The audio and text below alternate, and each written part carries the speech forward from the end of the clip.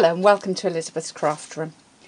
Today we're going to do this cute card, another one using the Flower Shop stamp set, and partly inspired by my lovely demo friend Caroline. Hi Caroline, who did a demonstration at a recent team training that I was at. I really liked her technique, so I thought I'd share that and another little idea or two with you, and also show you the magnetic plate for the Big Shot, which is a fabby thing. Okay, so we're going to start off with heat gun. And goodness me, it is hot here in Elizabeth's Craft Room today, so I shall be fanning myself down after I use the heat gun. I'm using the Flower Shop stamp set, and this technique works particularly well with this flower, this one, and it also works with this one up here. So I'm going to use this one here, which I think looks kind of quite tropical, and frankly it's very tropical in this room today, so I think that's fair comment. So I'm going to start off using my embossing buddy and give a wipe over some vellum cardstock. So this is quite thick vellum cardstock if you have never used it before. And I'm going to ink up these flowers. I'm making sure my arrow's going towards the top. If you don't know what I'm talking about, then look at my my previous video where I'm using these flowers. They're quite tricky to line up with a punch unless you figure it out when you first mount them. Right, okay, I'm bringing in some white embossing powder now, and I'm just going to sprinkle that over. And because I've used the embossing buddy, that powder is only going to stick where I want it to. Now let's move that out and take a deep breath. It's time for the heat gun. Now I have the old style heat gun from Stampin' Up, which just has one setting. The new style heat gun has two settings, and it is on my wish list. It's also much quieter. So if you're crafting in an area where you need to be a little bit quieter, it's a good one. So I'm just heating that through until I see that change colour to the white, and I think that's all gone now. And I'll turn that off and breathe again. Okay, so I've got my two little flowers. I'm going to set those aside for a minute and let those cool down before I start colouring. And I'm going to bring in my Big Shot. Now, one of the great things in the new catalogue for the Big Shot is the magnetic platform. Let me show it to you. The idea with this is that it stops your framelits moving about. It is specifically designed for framelits. You're only ever going to need one because it'll always be covered by a plate when you're cutting, and it works best if your plates are flat. So I've actually designated this a framelits plate, and I've marked that up with washi tape. How did I ever live without washi tape? I have no idea. And now I'm going to do a little bit of cutting with my framelits. So this is the new ones, Deco Labels. They are in the catalogue. So I'm going to start with the small Deco label and put that down. And it's not going to sort of slide away when I start moving things around. So I can actually get away with doing two at a time. And pop that on. Put this on the top, and they just don't slide about like they would. You know, we used to sometimes use post-it notes to hold them still, but I just love the way this works. So I've got 1, 2,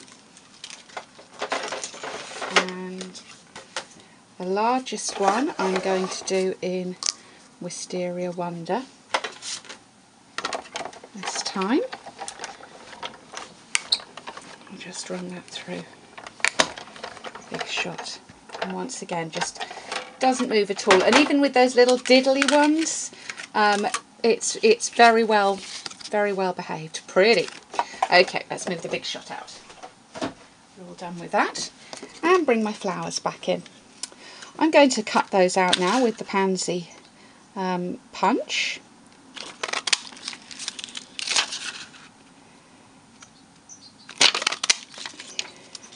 And I'm going to show you a couple of different ways of colouring those. My demo friend Caroline showed us to do it with a dauber, and I like that technique a lot. So if you want a gentle technique, you're going to flip it over and daub onto the back. So I'm using Wisteria Wonder ink onto the back there. You could dry that with, particularly if you've got the new heat gun, you can dry that on the drying setting. But it's so hot here today, I don't think that's going to take, this is a little bit come off, but that's not going to take very long to dry. So I'm just going to leave that to dry. So can you see it's just a very delicate look when I hold it up against the white. Very pretty. And then the second technique that I'm going to show you is using markers. Now you can use the markers on either side. If, like me, you're not the best at colouring in, they're absolutely brilliant because you can use the embossed lines as your guide. Can you see I'm just going all over? Doesn't make any difference where I go. And then I'm going to do Wisteria Wonder. So that was Perfect Plum I started with, just one of the cardstock colours I used. And I'm just going to colour those in. And what happens is where the embossing powder is, it's going to resist the ink. So if I go accidentally over the white lines, that's going to resist where that ink's going. So I'm just kind of stopping when I get up to the very top. And then I'm going to take a tissue and wipe all over that.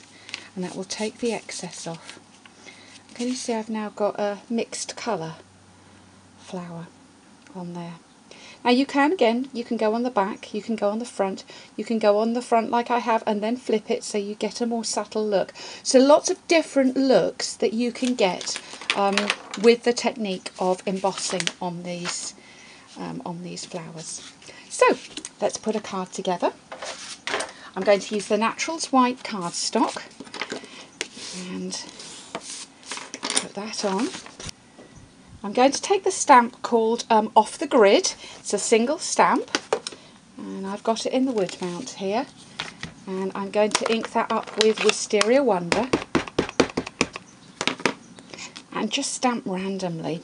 It is a bit of a random stamp anyway, as you can see, so you don't need to, you know, think, have I got this straight? It's just easy. So just a couple of random stampings on there, and then I'm going to just build up some layers. So I'm starting with my Wisteria Wonder layer straight onto the card. You could put a couple more dimensionals on. I'm just going quickly for the video. If you're putting this through the post or in the UK, you put any more than 2 dimensionals on, you're going to be paying for a large letter. So make a decision about how heavy you want to go on your dimensionals. I shall be handing this one over in person. I'm going to stamp a greeting now using the Chalk Talk stamp set, and I'm going for this circular For You greeting. I'm going to stamp that again in Wisteria Wonder onto Whisper White cardstock, and then I'm going to punch that out with the 1 3/8 circle punch.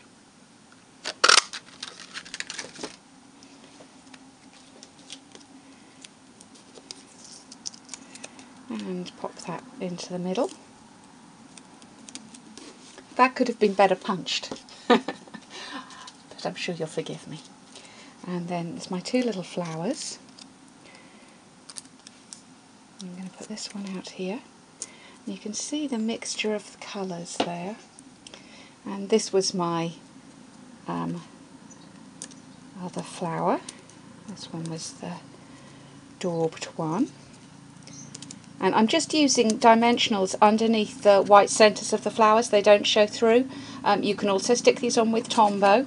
And you can also give those flowers a little curl up if you want to make them a little bit more 3D. So I'll show you the original, slightly different layers. I hope you've enjoyed today's project from Elizabeth's Craft Room. Come back on next Tuesday for another video, and I will be back on Friday with more ideas.